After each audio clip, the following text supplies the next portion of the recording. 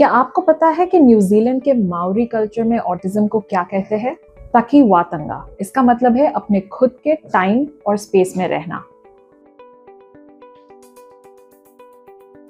कितना खूबसूरत तरीका है ऑटिज्म को समझने का। चलिए बात करते हैं ऑटिस्टिक स्टूडेंट्स के सेंसरी एक्सपीरियंस के बारे में, यानी वो अपनी आसपास की दुनिया को अपने सेंसेस के द्वारा कैसे फील और प्रोसेस करते हैं। कभी ये बहुत ज्यादा हो सकता है और कभी बहुत कम। जरा सोचिए, टिपिकल स्कूल डे के दौरान स्टूडेंट्स अलग अलग एनवायरनमेंट्स में होते हैं।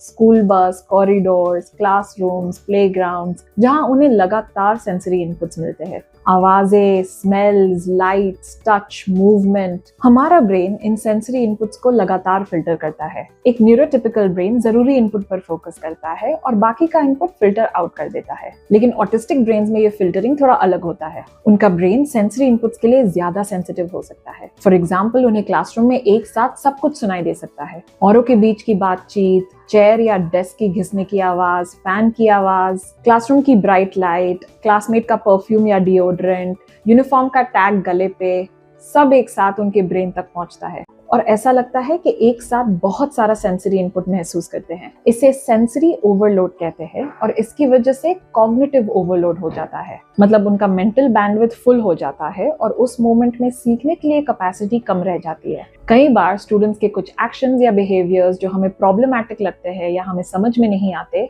वो एक्चुअली सेंसरी रिस्पॉन्सेज हो सकते हैं। फॉर एग्जाम्पल, अपने कानों को कवर करना, स्कूल इवेंट्स या एक्टिविटीज को अवॉइड करना जैसे असेंबलीज, डेस्क के नीचे छुपना, क्लासरूम से भाग जाना या कुछ बिहेवियर जिन्हें हम टैंट्रम्स कहते हैं। वही दूसरी ओर कुछ ऑटिस्टिक स्टूडेंट्स अंडर सेंसिटिव होते हैं, तो वो सेंसरी इनपुट खोजते हैं या खुद को सेंसरी इनपुट देने की कोशिश करते हैं। फॉर एग्जाम्पल, बार बार एक स्पेसिफिक मूवमेंट करना जैसे हैंड फ्लैपिंग या आवाजें बनाना या टेक्सचर वाली चीजों को हाथ लगाना, इसे हम स्टिमिंग कहते हैं। कभी कभी स्टिमिंग को मिसअंडरस्टैंड किया जाता है कि बच्चा जानबूझकर डिस्ट्रैक्ट कर रहा है और अटेंशन पाने की कोशिश कर रहा है, लेकिन असल में ये उनका तरीका है अपने नर्वस सिस्टम को सेंसरी इनपुट देने का। ये जरूरी नहीं है कि हर बच्चा स्कूल और क्लासरूम को वैसे ही एक्सपीरियंस करे जैसे हमने बनाया है। एज टीचर्स कोशिश करते हैं कि हम लर्निंग एनवायरनमेंट्स उनके लिए इंक्लूसिव बना सके।